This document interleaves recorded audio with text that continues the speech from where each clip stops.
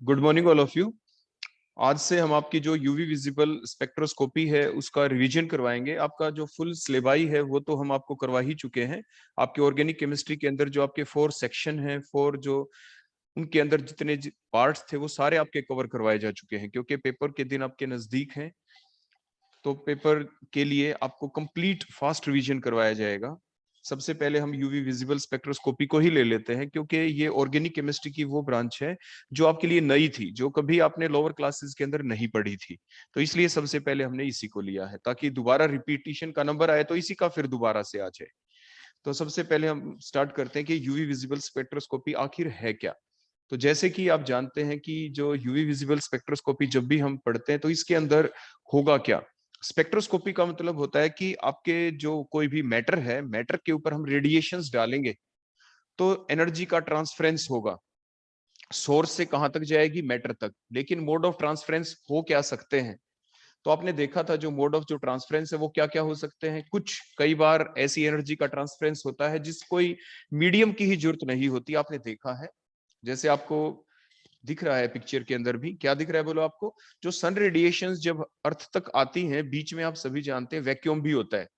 तो वैक्यूम होता है तो क्या सन रेडिएशंस अर्थ तक पहुंचती हैं? बिल्कुल, आप सभी जानते हैं, बिल्कुल अर्थ तक पहुंच जाती है। टाइम का भी आपको पता है, लाइट बोलो धरती तक आने में कितना समय लेती है, 8.5 मिनट का समय लेती है। आपने लोअर क्लासेस के अंदर सीखा था ये। लेकिन क्यों पहुंच पाई? बीच में तो वैक्यूम था। फिर क्यों पहुंच पाए? Because it requires no medium. तो यहाँ एनर्जी है, सन रेडिएशंस जो है अर्थ तक पहुंच गई because they requires no medium. तो रेडिएशन इसका एग्जांपल आपसे पूछ लिया जाए, name the energy source which requires no medium for their movement, so these are the radiations. आप उन्हें रेडिएशंस कहते हैं। लेकिन कुछ एनर्जी ऐसी होती है विच रिक्वायर्स मीडियम, कुछ ऐसी होती है which requires medium without movement of the particle. जैसे कंडक्शन आपने देखा है। आपने देखा है ना, गिलास की रोड है, आपकी मेटल की रोड है। घर में आप क्या करते हैं, आपने गिलास लिया, आप उसको पानी को गर्म कर रहे हैं गैस के ऊपर। आपने गिलास को तो ऊपर से पकड़ रखा था, नीचे से हीट कर रहे हैं, तो क्या हुआ, आपका हाथ थोड़ी देर में आपके हाथ तक गर्मी पहुंच गई। लेकिन गिलास की शेप तो वही है ना, गिलास के पार्टिकल जो बॉटम पे है वो तो वही है ना। सिर्फ हीट का ट्रांसफरेंस हुआ है, क्या पार्टिकल की मूवमेंट हुई? नो। क्या हुआ, जो हीट, जो गिलास का जो बॉटम था वो गर्म हुआ, फिर उससे ऊपर वाले पार्टिकल को उसने energy they the, and so on आपके हाथ तक एनर्जी पहुंच गई। मींस सिर्फ एनर्जी की मूवमेंट हुई है, पार्टिकल्स की मूवमेंट नहीं हुई बिल्कुल भी। तो ये सेकंड वे था एनर्जी ट्रांसफरेंस का। नेक्स्ट क्या आता है, एनर्जी ट्रांसफरेंस हो, पार्टिकल की भी मूवमेंट हो।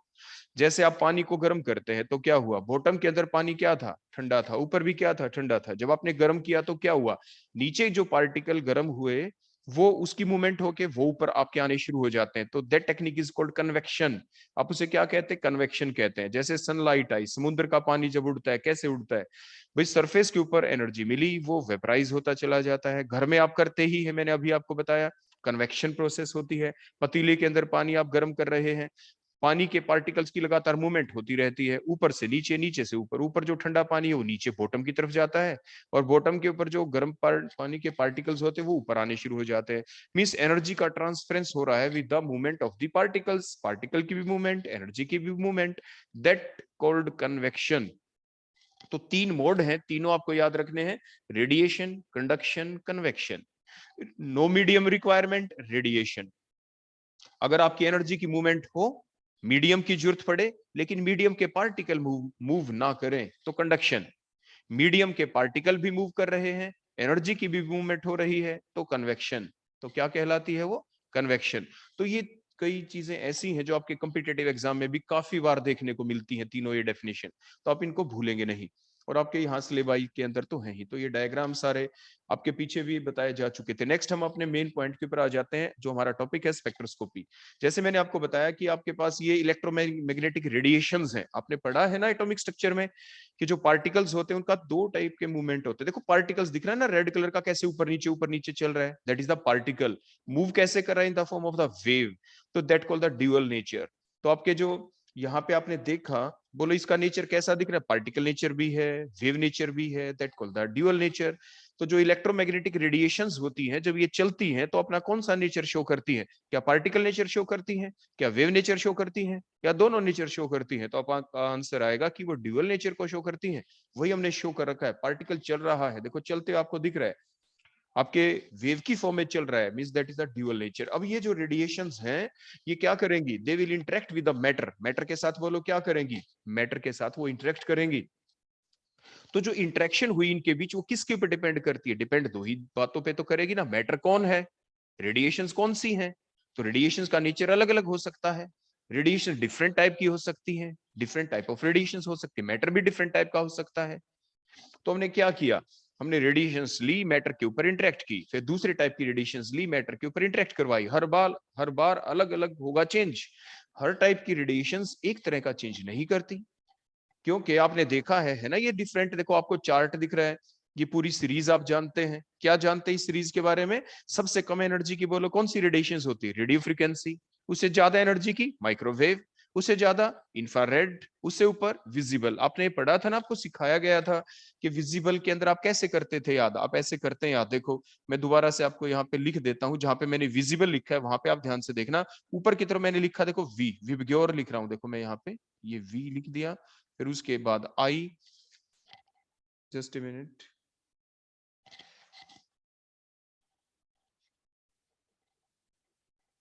हाँ यहाँ पे देखो ये विबग्योर, और नीचे बोलो क्या आएगा बेटा, यहाँ पे आर, देखो नीचे बीच में V I B G Y O R. तो आर वाला जो एंड होता है विजिबल रीजन का, उसके नजदीक कौन है बोलो, इंफ्रारेड हो गया ना। वी वायलेट के नजदीक बोलो कौन आ गया, ये अल्ट्रा वायलेट। आ गई बात समझ में, ऐसे आप याद करते हैं हमेशा, विजिबल रीजन के किस एंड पे कौन किधर होगा। विजिबल विबग्योर होता है, V I B G Y O R, जो 7 कलर होते हैं, जहां पे वी लिखे वायलेट वाला एंड, ज्यादा एनर्जी वाला एंड, उधर अल्ट्रा वायलेट आएगा। जिधर आर आ गया विबग्योर का, आर आर के बिल्कुल साथ में इंफ्रारेड रीजन होगा, जो कम एनर्जी का होता है। आप जानते हैं ना सबसे ज्यादा एनर्जी किसकी होती है, अल्ट्रावायलेट रेडिएशन हमारे लिए हार्मफुल होती है। अब अल्ट्रावायलेट से भी ज्यादा एनर्जी किसकी, एक्सरे की, आपको दिख रहा है, एक्सरे से भी ज्यादा किसकी, गामा रे की। तो ये डिफरेंट डिफरेंट रेडिएशंस है ना। तो जो मैटर है, मैटर के ऊपर जब आप रेडियो फ्रीक्वेंसी रेडिएशंस डाले तो क्या होगा, आप देखिए आगे हमने लिख रखा है, न्यूक्लियर स्पिन ट्रांजिशन होंगी। अगर माइक्रोवेव डाले तो क्या होगा, सिर्फ रोटेशनल मोशन होगा। अगर आप आईआर डाले तो क्या होगा, मोलिकुलर वाइब्रेशनल चेंजेस होंगे, मोलिक्यूल के अंदर वाइब्रेशनल चेंजेस होंगे, मोलिक्यूल में वाइब्रेशन पैदा हो जाएगी। जितने भी मोलिक्यूल होते हैं, मोलिक्यूल में एटम होते हैं, एटम के बीच में बॉन्ड होता है, बॉन्ड हिलना शुरू हो जाएगा, बॉन्ड के अंदर वाइब्रेशन पैदा शुरू हो जाती है। उसे जो आपने थर्ड सेमेस्टर में पीछे पढ़ा भी था, आईआर स्पेक्ट्रोस्कोपी जब आपको पढ़ाई गई थी। उसके बाद आपकी यूवी विजिबल को इकट्ठा ट्रीट किया जाता है, यूवी विजिबल स्पेक्ट्रोस्कोपी जिसे आप कह देते हैं। जब भी आप यूवी विजिबल रेडिएशंस डालते हैं तो इलेक्ट्रॉनिक ट्रांजिशंस होती हैं। कौन सी ट्रांजिशन होती है, इलेक्ट्रॉनिक ट्रांजिशन, तो यही अभी हम पढ़ने वाले हैं। उसके साथ साथ हम आपको ये बता दें, जो इलेक्ट्रोमैग्नेटिक वेव्स, देखो हमने जो साइड में, लेफ्ट साइड में आपको दिख रही है स्क्रीन के ऊपर, आपको उसको दिख रही है ना, पार्टिकल नेचर भी था, वेव की फॉर्म में भी चल रही है, लेकिन इलेक्ट्रोमैग्नेटिक रेडिएशंस क्योंकि 3 डायमेंशनली चल रही है। 3 डायमेंशन का क्या मतलब होता है, 3 एक्सिस। 3 एक्सिस का मतलब क्या है, देखो एक तो वो डायरेक्शन है जिधर ये रेडिएशन चल रही है, जैसे लेफ्ट टू राइट हम चलते हुए दिखा रहे हैं, एक तो वो डायरेक्शन हो गई। अब बच गई 2 डायरेक्शन, वहां पे क्या है, 3 एक्सिस होते हैं ना। देखो मैं फिर से दिखा रहा हूं, देखो 1 एक्सिस स्क्रीन पे देखें, सेकंड एक्सिस, थर्ड एक्सिस। एक एक्सिस वो है जिसके ऊपर ये वेव की फॉर्म में देखो ऐसे चल रहे हैं पार्टिकल्स, वेव की फॉर्म में। बच गई जो 2 डायरेक्शन है ना, एक के ऊपर इलेक्ट्रिक फील्ड होती है, दूसरे के ऊपर मैग्नेटिक फील्ड होती है। These are 3 perpendicular directions, x y z axis. एक एक्सिस कौन सा है जिसके ऊपर पार्टिकल मूव करते हैं। बचे हुए 2 जो एक्सिस हो गए, वाई और जेड, किसी एक एक्सिस के ऊपर इलेक्ट्रिक फील्ड होती है, किसी दूसरे एक्सिस के ऊपर मैग्नेटिक फील्ड होती है। इसीलिए तो सन रेडिएशंस को आप इलेक्ट्रोमैग्नेटिक रेडिएशंस कहते हैं। आ गई बात समझ में, क्यों कहते हैं इलेक्ट्रोमैग्नेटिक रेडिएशंस। हर पॉइंट के ऊपर, देखो ये एक पॉइंट है, मैंने देखो ये पॉइंट बना दिया, इस पॉइंट के ऊपर जो पार्टिकल था, इस इधर तो चलेगा आगे की तरफ, लेकिन इसके परपेंडिकुलर 2 डायरेक्शन में इलेक्ट्रिक फील्ड और मैग्नेटिक फील्ड है। थोड़ी सी आगे चला, देखो मैं आपको समझाने के लिए बताता हूँ, यहाँ पे था ये पार्टिकल, ये ऐसे चला, और ये एक एक्सिस, ये दूसरा हो गया ना इलेक्ट्रिक फील्ड मैग्नेटिक फील्ड।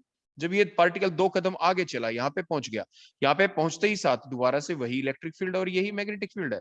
आप ये मत सोचना सर वो तो आपने एक जगह दिखा दी इलेक्ट्रिक मैग्नेटिक फील्ड। जैसे जैसे पार्टिकल आगे मूव करता है, उसके जो 2 वेक्टर हैं, इलेक्ट्रिक वेक्टर और मैग्नेटिक वेक्टर, जो उसके परपेंडिकुलर है वो साथ की साथ मूव करते हैं, ऐसा नहीं कि वो पीछे रह गए। कई बार बच्चे इसमें भी पजल हो जाते हैं कि सर वो तो पीछे रह गए, इलेक्ट्रिक फील्ड तो पीछे रह गई, मैग्नेटिक फील्ड तो पीछे रह गए। नहीं, जैसे ही पार्टिकल मूव किया एक कदम आगे आगे चला, वेव की फॉर्म में चला, जहां पार्टिकल पार्टिकल के हर स्पॉट के ऊपर इलेक्ट्रिक फील्ड भी है और मैग्नेटिक फील्ड भी है, तभी तो हम इसको कहते हैं इलेक्ट्रोमैग्नेटिक रेडिएशंस। क्लियर हो गया बेटा यहां तक सभी को? Yes sir. ठीक है बेटा। इसके बाद अब हम आगे प्रोसीड करते हैं। जब इंटरेक्ट हुआ तो अब आगे हुआ क्या? जब भी इंटरेक्शन हुई इलेक्ट्रोमैग्नेटिक रेडिएशंस की मैटर के साथ, तो उसके बाद आपके जो मोलिक्यूल है, जैसे कंपाउंड है, उसके अंदर क्या आएगा, वो रेडिएशंस को एब्जॉर्ब कर लेगा। कुछ रेडिएशन को एब्जॉर्ब करेगा, कुछ को रिफ्लेक्ट भी कर सकता है, कुछ को ट्रांसमिट भी कर सकता है। तो तीन तरह की लाइट बन जाएंगी, कुछ लाइट एब्जॉर्ब हो गई, कुछ वापस रिफ्लेक्ट हो गई, कुछ उसके अंदर से आर पार निकल गई, मींस वो ट्रांसमिटेड लाइट कहलाती है। हमें करना क्या है, या तो हम एब्जॉर्ब्ड रेडिएशंस को स्टडी करेंगे, या हम रिफ्लेक्टेड रेडिएशंस को स्टडी करेंगे, या हम ट्रांसमिटेड रेडिएशन को स्टडी करेंगे। आगे कुछ बात समझ में? स्पेक्ट्रोस्कोपी के अंदर हमारे पास चॉइस होती है, हमारे पास चॉइस है, हम क्या करें, हम कौन सी रेडिएशन को स्टडी करें। हमें स्टडी क्या करना है, रेडिएशन जब मैटर के ऊपर आके गिरती है तो मैटर में हो गया चेंज, मैटर में कैसा हुआ चेंज, उस चेंज का हमें पता लगाना है। उसका पता लगाने के लिए हमें क्या देखना पड़ेगा, जो रेडिएशन आके गिरी थी, क्या रेडिएशन मान लीजिए 10 जूल की एनर्जी आई, तो क्या 10 जूल की एनर्जी क्या सारी की सारी उस कंपाउंड ने एब्जॉर्ब कर ली, या 8 जूल एब्जॉर्ब कर ली, उसमें से 1 जूल मान लीजिए ट्रांसमिट हो गई, 1 जूल रिफ्लेक्ट हो गई, मींस क्या हुआ, वही तो हम स्टडी करना चाहते हैं। उसी से तो हमें कंपाउंड के नेचर का पता चलेगा। आगे की बात समझ में? तो मीन्स हमारे पास तीन तरीके हैं, जब मैटर के ऊपर रेडिएशंस डालें, क्या आएगा मैटर के अंदर चेंज, उसका पता लगाने के लिए हमारे पास तीन तरीके हैं। तीन क्या? तीन तरीके का मतलब तीन तरह की रेडिएशंस होंगी जिनको हम स्टडी कर सकते हैं। या तो ट्रांसमिटेड रेडिएशन को स्टडी करेंगे, या रिफ्लेक्टेड रेडिएशन को स्टडी करेंगे, या एब्जॉर्ब्ड रेडिएशन को स्टडी करेंगे। आगे बात समझ में? अगर जो रेडिएशंस इमिट हो गई, इमिट, अगर उसको स्टडी करें तो इमिशन स्पेक्ट्रोस्कोपी। जो रेडिएशंस एब्जॉर्ब कर ली गई, कितनी रेडिएशंस एब्जॉर्ब कर ली कंपाउंड ने, अगर हम उसको स्टडी करें तो एब्जॉर्प्शन स्पेक्ट्रोस्कोपी कहलाती है। आपको इंस्ट्रूमेंट भी लेबोरेटरी के अंदर आपने देखा होगा, जिसके अंदर बटन लगे होते हैं, स्विच लगे होते हैं, आपको कुछ नहीं करना होता। आप उस स्विच को जब घुमाते हैं तो अपने आप एक बार एब्जॉर्बेंस के ऊपर स्विच चला जाता है, एक बार ट्रांसमिटेंस के ऊपर चला जाता है, रीडिंग आपके सामने आ जाती है, डिस्प्ले के ऊपर आपकी रीडिंग आ जाती थी, आपको कुछ नहीं करना होता था। आप एक टेस्ट ट्यूब लेते हैं, टेस्ट ट्यूब में आपने सैंपल डाला, स्विच ऑन कर दिया इंस्ट्रूमेंट को, रेडिएशंस आनी शुरू हो गई, सिलेक्टर आपके हाथ में है, आपने एब्जॉर्बेंस के ऊपर क्लिक किया, एब्जॉर्बेंस की रीडिंग आ गई, आपने ट्रांसमिटेंस के ऊपर क्लिक किया, ट्रांसमिटेंस की आपके सामने रीडिंग आ जाती है। तो आजकल तो इंस्ट्रूमेंट ही इतने अच्छे बना रखे होते हैं। क्लियर हो गया? अब हम अपने मेन मुद्दे के ऊपर आ जाते हैं, जो हमने बताया ट्रांसमिटेड लाइट आई, उसको देखो आगे हमने डिटेक्टर लगा दिया, उसको डिटेक्ट कर सकते हैं, एंड सो ऑन। अब हम हमारा मेन पॉइंट आ जाता है कि जो स्पेक्ट्रोस्कोपी, जैसे मैंने अभी आपको बताई, दो टाइप की हो सकती है, या तो एब्जॉर्प्शन या इमिशन। मेनली एब्जॉर्प्शन स्पेक्ट्रोस्कोपी में आमतौर पे हम किस किस को स्टडी करते हैं, UV, IR, NMR, mass spectroscopy, इनके अंदर हम एब्जॉर्बेंस होती है। जबकि मास स्पेक्ट्रोस्कोपी को हम इससे एक्सक्लूड भी कर देते हैं, क्योंकि वो एक डिस्ट्रक्टिव टेक्निक है। इमिशन स्पेक्ट्रोस्कोपी में कौन लेते हैं हम, रामन स्पेक्ट्रोस्कोपी लेते हैं। तो फिलहाल जो हमारा टॉपिक है उसमें हम क्या स्टडी करने वाले हैं, एब्जॉर्ब्ड रेडिएशंस को। तो वो हमारी कौन सी होगी बोलो, वो हमारी कहलाएगी यूवीबी, आईआरबी, एनएमआरबी, सभी के अंदर ऐसा करते हैं। लेकिन हमारा जो आज का टॉपिक है, जो हमें स्टडी करना है, वो बोलो कौन सा होगा, वो तो हमारा कंपाउंड, वो हमारी स्पेक्ट्रोस्कोपी होगी यूवी विजिबल रेडिएशंस। हमारे पास जो इंस्ट्रूमेंट होते हैं ना, वो भी खास बना रखे होते हैं। कुछ इंस्ट्रूमेंट ऐसे हैं, जब उसको ऑन करेंगे ना, तो वहां से जो रेडिएशंस निकलेंगी वो यूवी विजिबल रेडिएशंस निकलेंगी। तो अब देखो यूवी विजिबल स्पेक्ट्रोस्कोपी के ऊपर हम पहुंच गए। तो यूवी विजिबल स्पेक्ट्रोस्कोपी बोलो कौन सी होगी, the branch of the science which deals with the interaction of कौन सी radiations, UV visible radiation the matter. अभी तक का तो हमने सिर्फ आपको बेसिक बताया था, ये हमारा चैप्टर है जो यहाँ से स्टार्ट होता है।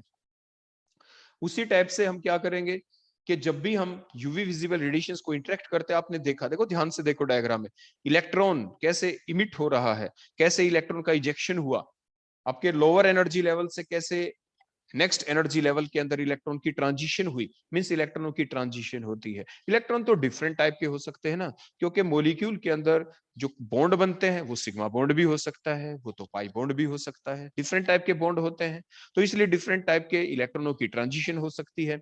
तो इसका बेसिक प्रिंसिपल क्या है, इसके दौरान होता क्या है कि it deals with the measurement of the energy absorbed. कब? when the electrons are promoted, when the electrons are excited from their ground state to the higher energy state।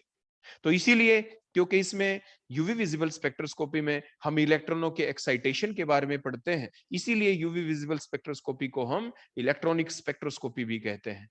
बोलो क्या कहते हैं हम इसको? Electronic spectroscopy. क्योंकि यूवी विजिबल स्पेक्ट्रोस्कोपी के दौरान जब यूवी विजिबल रेडिएशंस हम डालते हैं मैटर के ऊपर, तो इलेक्ट्रॉनों की ट्रांजिशन होती है। इलेक्ट्रॉनों की ट्रांजिशन को ही फिर हम स्टडी करते हैं, उसको स्टडी करते हैं, इसीलिए यूवी विजिबल स्पेक्ट्रोस्कोपी को हम इलेक्ट्रॉनिक स्पेक्ट्रोस्कोपी भी कह देते हैं। अब आखिर यूवी स्पेक्ट्रा क्या है? यूवी स्पेक्ट्रा के अंदर क्या करते हैं? हम एक ग्राफ देखते हैं, किसके बीच प्लॉट करते हैं, वो हमारी ऑप्शन है। एक एक्सिस के ऊपर तो हम वेवलेंथ लेनी ही है कि जो लाइट हमने डाली वो किस वेवलेंथ की डाली।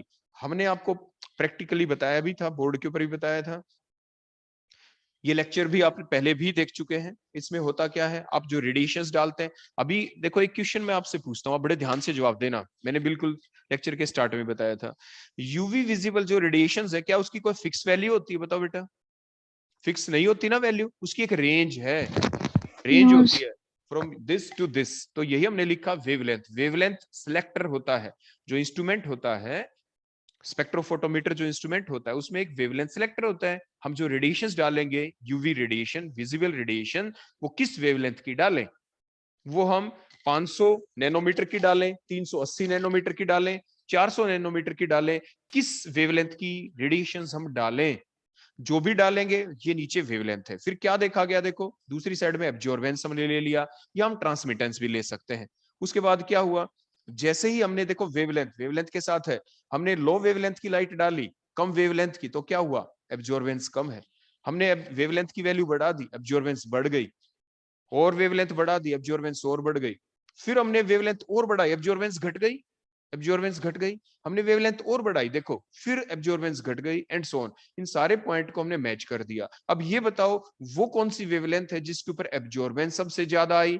वो तो देखो ये बीच वाला पॉइंट है, देखो ये है वो वेवलेंथ, इसे हम लैम्डा मैक्स कहते हैं। That is the definition of lambda max. How will you define the lambda max? The wavelength at which maximum absorbance takes place by the compound on falling the UV visible radiations on it। जब UV visible radiations हम उसके ऊपर डाल रहे हैं, तो वो कौन सी वेवलेंथ वाली रेडिएशंस हमने डाली जिसके ऊपर एब्जॉर्बेंस की रीडिंग सबसे ज्यादा आई। देखते कैसे एब्जॉर्बेंस की, भाई इंस्ट्रूमेंट है, वहां पे डिस्प्ले है, डिस्प्ले में रीडिंग आपको दिखती चली जाएगी। तो वो वेवलेंथ जिसके ऊपर सबसे ज्यादा एब्जॉर्बेंस हुई, हम उस वेवलेंथ को फिक्स कर लेते हैं, और फिर पूरा बचा हुआ एक्सपेरिमेंट उसी वेवलेंथ के ऊपर हमें करना होता है। आगे ना बात समझ में, इतनी हो गया क्लियर इतना? तो लैम्डा मैक्स की डेफिनेशन बोलो क्या बन गई? The wavelength at which maximum absorbance takes place by the sample compound during the electronic transition is called as the lambda max. उसे आप लैम्डा मैक्स कहते हैं। क्लियर हो गया इतना?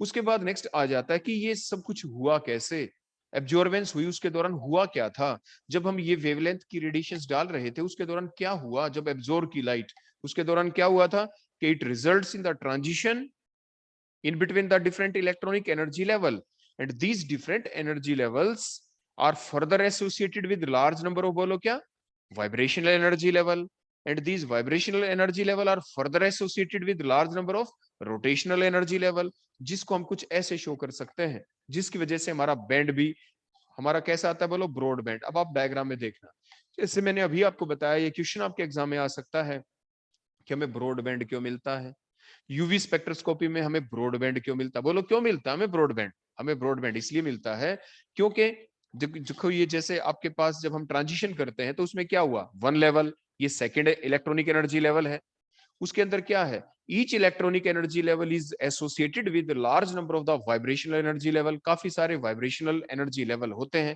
देखो कुछ ऐसे शो कर दिया, एक वाइब्रेशनल एनर्जी लेवल, ये दूसरा, एंड सो ऑन, ये डिफरेंट वाइब्रेशनल एनर्जी लेवल हमने शो कर दिए। ठीक हो गया ना, V0, V1, V2, V3 and so on show कर दिए ना। ऐसे ऊपर वाले दूसरे electronic energy level, V0, V1, V2, V3, V4 and so on. और जो डिफरेंट वाइब्रेशनल एनर्जी लेवल है, they are further associated with large number of rotational energy level. देखो बीच में R0, R1 and so on, ऐसे हम R2, R3 and so on. फिर क्या होगा जिसकी वजह से आप ये डिफरेंट देखो, हम रोटेशनल एनर्जी लेवल दिखा दिए हमने सारे। अब क्या होगा जब हम ट्रांजिशन करेंगे, now during the excitation of the electron, the large amount of energy is associated with these radiation, जिसकी वजह से क्या हुआ, there are large number of possibility of these different transitions from one electronic energy level to the another one. देखो ये हमने transition की है, ऐसे साइड में देखते जाओ, एक ट्रांजिशन, दूसरी, तीसरी एंड सो, देखो कितनी ट्रांजिशन हो गई, और हमें मिल जाता है ये ब्रॉड बैंड। ऐसे क्या मिल गया बोलो, हमें ये ब्रॉड बैंड मिल जाता है, क्योंकि डिफरेंट लेवल्स हो गए ना, इलेक्ट्रॉनिक के जाने की, एक लेवल से दूसरे लेवल में जाने की संभावना काफी ज्यादा हो गई, इसलिए डिफरेंट पॉसिबल ट्रांजिशंस हैं, जिसकी वजह से हमें ब्रॉड बैंड मिलता है। और यूवी विजिबल स्पेक्ट्रोस्कोपी को हम क्या कह देते हैं, इलेक्ट्रॉनिक स्पेक्ट्रोस्कोपी भी कह सकते हैं, या हम इलेक्ट्रॉनिक वाइब्रेशनल रोटेशनल स्पेक्ट्रोस्कोपी भी कह सकते हैं। अगर इसका पूरा बड़ा नाम हमें बोलना हो तो बोलो क्या बोलेंगे हम, electronic vibrational rotational spectroscopy. Paper में पूछा जाए क्यों कहा ऐसा, क्योंकि electronic energy level are associated with large number of vibrational energy level, and vibrational energy level are associated with large number of rotational energy level. इसीलिए तो हम इलेक्ट्रॉनिक स्पेक्ट्रोस्कोपी को हम इलेक्ट्रॉनिक वाइब्रेशनल रोटेशनल स्पेक्ट्रोस्कोपी भी कह देते हैं। और देखो ये ट्रांजिशन हम दिखा रहे हैं, देखो यहां से यहां पे इलेक्ट्रॉन जा सकता है, आपने एरो देखो, इलेक्ट्रॉन दूसरा एरो देखो मैंने दिखाया, ये तीसरा एरो देखो, नेक्स्ट एरो देखो, these are the different possibilities. आ गई बात समझ में, these are the different possibility, इसलिए हमें ब्रॉड बैंड मिलता है। अब आगे नेक्स्ट पॉइंट यह आ जाता है, एक प्रिंसिपल आता है, ये आपके सिलेबाई के अंदर वैसे है नहीं, कि फ्रैंक कोंडन प्रिंसिपल क्या होता है। इसका मतलब ये होता है, जो एक टाइम स्केल है ऐसी जिसमें इलेक्ट्रॉनिक जो एक्साइटेशन होती है वो तो कितना समय लेती है, 10 to 15 second, is much more faster than the time taken by the nuclear transitions. तो ये आपके सिलेबाई के अंदर है नहीं, तो इसको हम स्किप करने जा रहे हैं, हम अपने मेन पॉइंट के ऊपर ही रहेंगे। हम अपने अगले पॉइंट के ऊपर आ गए, जो अब आपके सिलेबाई के अंदर, वो आपके इनऑर्गेनिक केमिस्ट्री के अंदर आ जाता है, वो आप लेक्चर के अंदर अलग से सुन चुके होते हैं, तो उसको हम बीच में नहीं लाएंगे। सिर्फ आपके ऑर्गेनिक के सिलेबाई के अंदर जो चीजें हैं वही हम आपके रिवाइज करवा रहे हैं। अब नेक्स्ट आ जाता है यूवी स्पेक्ट्रोस्कोपी का जो पार्ट है, जो स्पेक्ट्रा है, उसके कितने पार्ट होते हैं, बोलो पार्ट क्या क्या होंगे इसके अंदर। एक तो फार यूवी, इसकी रेंज बोलो कहां से कहां तक होती है, 10 to 200 नैनोमीटर। नियर और द क्वार्ट्ज यूवी कह देते हैं, इसकी रेंज बोलो क्या है, 200 to 380 nanometre.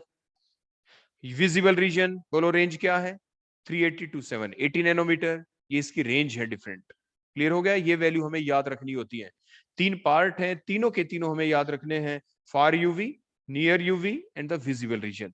These are the three different parts of the UV spectra. अब उसके बाद जो फर्स्ट पार्ट है, 10 to 200 नैनोमीटर वाला पार्ट है, ये जो रेडिएशंस होती हैं बिलो 200 मिलीमीटर, ये क्या होती है, नैनोमीटर, सॉरी यहाँ पे ये मिलीमीटर को करेक्ट कर लेना, ये नैनोमीटर आएगा, यहाँ पे 200 नैनोमीटर के बिलो जो होती है, these are absorbed by the atmosphere. अगर आपका जो इंस्ट्रूमेंट है, अगर आप लैब में यूज करते हैं, तो आप कभी भी ध्यान रखें, ये रीजनिंग क्वेश्चन भी है, क्या आप 10 to 200 नैनोमीटर रेंज को आप यूज कर सकते हैं लेबोरेटरी के अंदर, आप कहेंगे नो, क्यों नहीं कर सकते। वो इसलिए कि जब रेडिएशंस निकलेंगी ना मैटर तक, तो मैटर तक मान लीजिए आपने 10 नैनोमीटर की रेडिएशंस भेज दी, इतनी वेवलेंथ की, लेकिन उस तक तो उतनी पहुंची ही नहीं, क्योंकि बीच में तो क्या है, एटमॉस्फेयर है, एयर है। एयर ने क्या कर लिया, इस रीजन की फार यूवी वाली रेडिएशंस को एटमॉस्फेयर एब्जॉर्ब कर लेता है, उसका कुछ हिस्सा एब्जॉर्ब कर लेता है। आपने रेडिएशंस भेजी, मान लीजिए 10 जूल की, कंपाउंड तक पहुंची 8 जूल, आपकी रीडिंग अलग आ जाएगी, जो आप देखेंगे एब्जॉर्बेंस की रीडिंग अलग आएगी ना, आप सोचेंगे ये तो रियल डाटा है, लेकिन वो तो गलत हो गया, क्योंकि कुछ रेडिएशंस तो कंपाउंड ने एब्जॉर्ब की ही नहीं थी, वो तो एटमॉस्फेयर एब्जॉर्ब कर चुका था। तो एब्जॉर्बेंस की रीडिंग कितनी दिखेगी आपको वहां पे, मान लीजिए आपको, मान लीजिए 6 जूल दिखती है, मान लो, वैसे बता रहे आपको समझाने के लिए, लेकिन वो 6 जूल तो नहीं थी, कंपाउंड ने तो वो 6 जूल एब्जॉर्ब नहीं की, उसका कुछ हिस्सा ही कंपाउंड ने एब्जॉर्ब किया था, कुछ तो एटमॉस्फेयर एब्जॉर्ब कर चुका है, डाटा गलत। तो इसीलिए क्या कहा जाता है, क्या फार यूवी रीजन क्या बेटर है, फार यूवी जो रीजन होता है, इस रेंज की जो रेडिएशंस होती हैं, ये क्या करती है, these are absorbed by the atmosphere, is blessing to us, ये हमारे लिए ब्लेसिंग का काम भी करती हैं। अच्छी बात है, एटमॉस्फेयर ने एब्जॉर्ब कर ली, क्योंकि ये हमारी आंखों तक पहुंच जाती तो ज्यादा नुकसान करती, because they can cause the damage to the cornea of our eye, अपनी आंख का जो कॉर्निया वो खराब हो जाता है।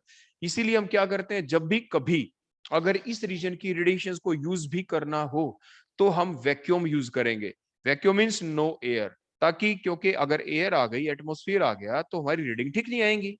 तो इसलिए जब कभी भी इस रीजन की रीडिंग को यूज करना हो तो कहां पे करें यूज? पूरे एग्जाम में पूछा जाए तो आप क्या कहेंगे कि this region radiations are generally being used in the vacuum instrument। ऐसा इंस्ट्रूमेंट यूज करें जिस इंस्ट्रूमेंट के अंदर वैक्यूम भी हो। Vacuum means no air. और इसका आंसर ऐसा क्यों? Because these radiations are absorbed by the atmosphere. Atmospheric gases like oxygen, nitrogen, वो उसको एब्जॉर्ब कर लेती हैं।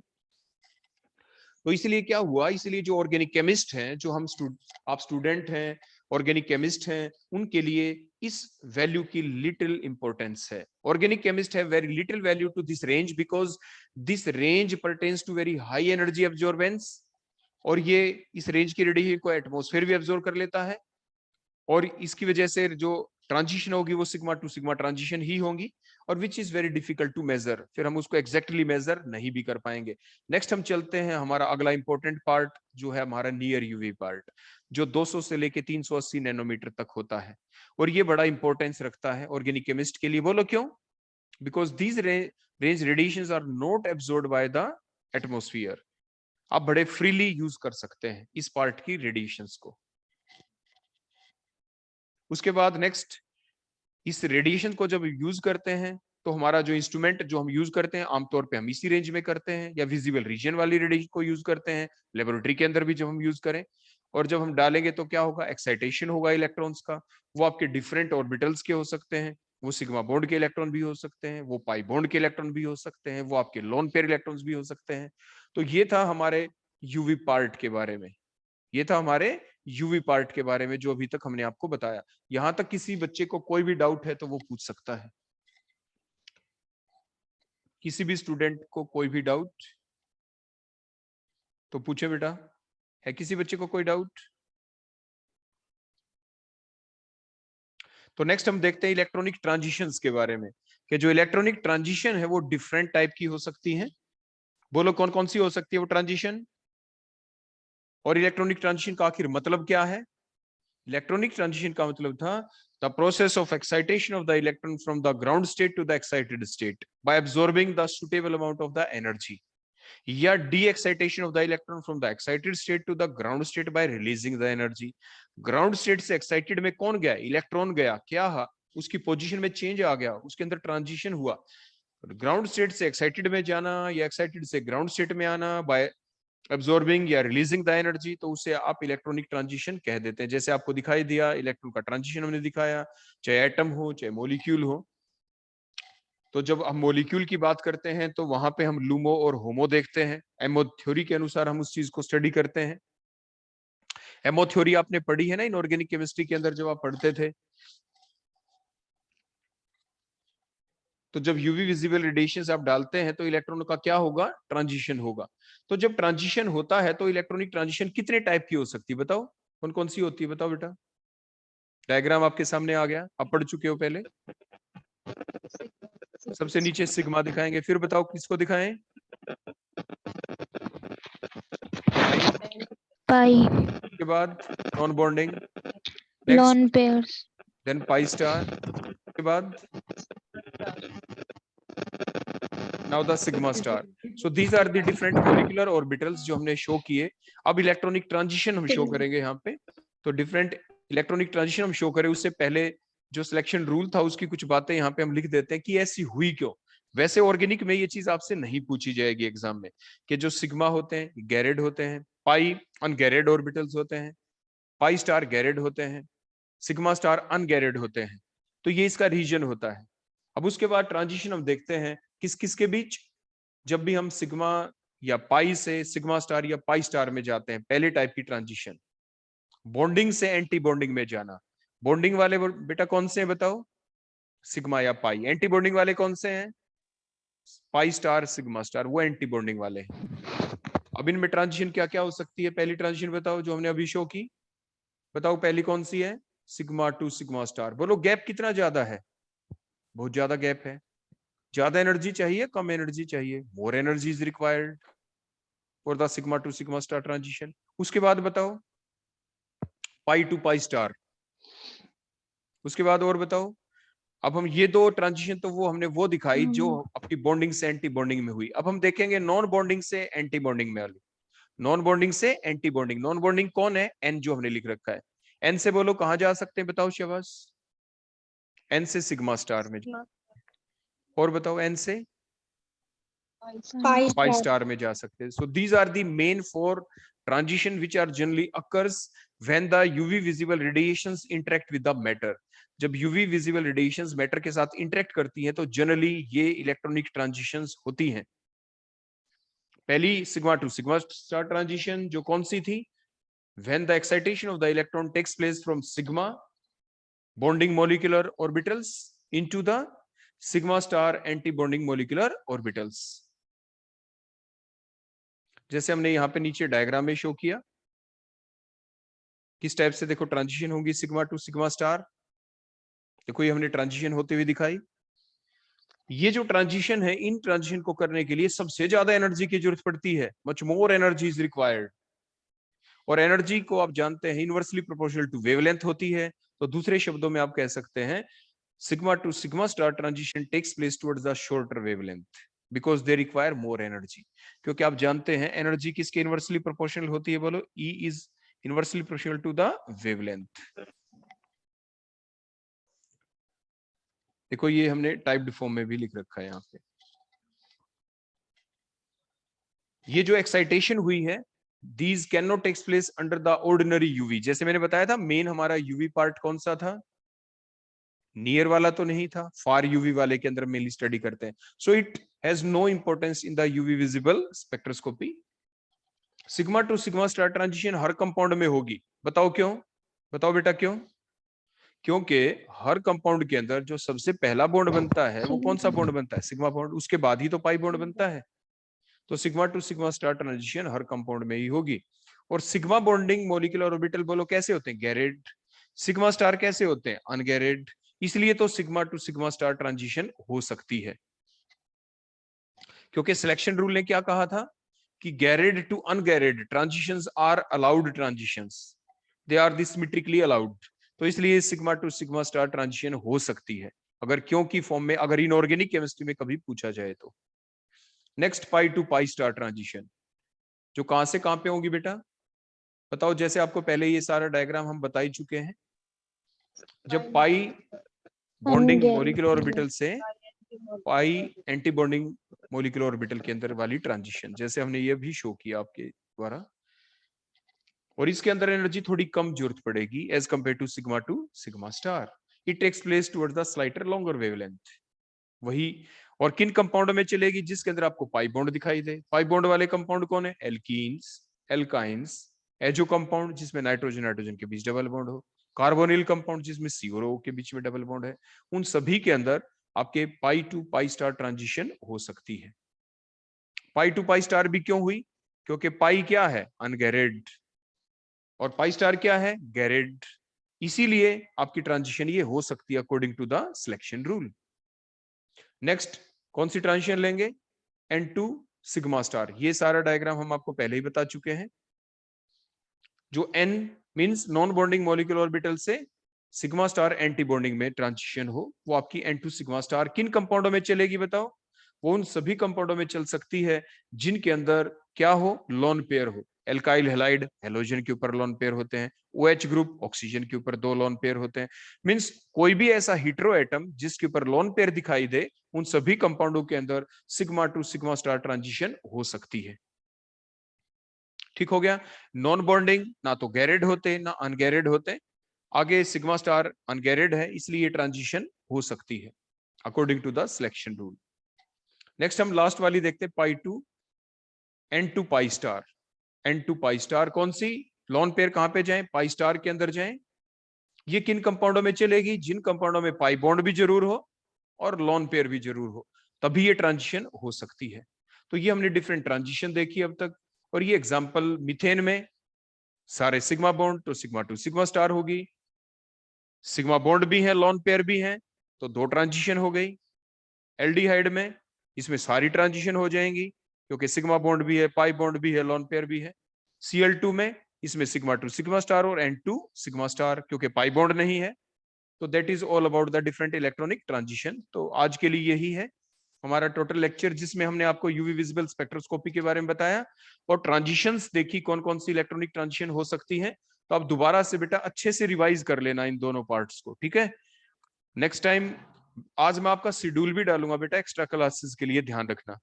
आपकी जो क्लासेस चलेंगी ना, जो आपके रूल के अनुसार जो क्लासेस है, वो तो पहले 2 दिन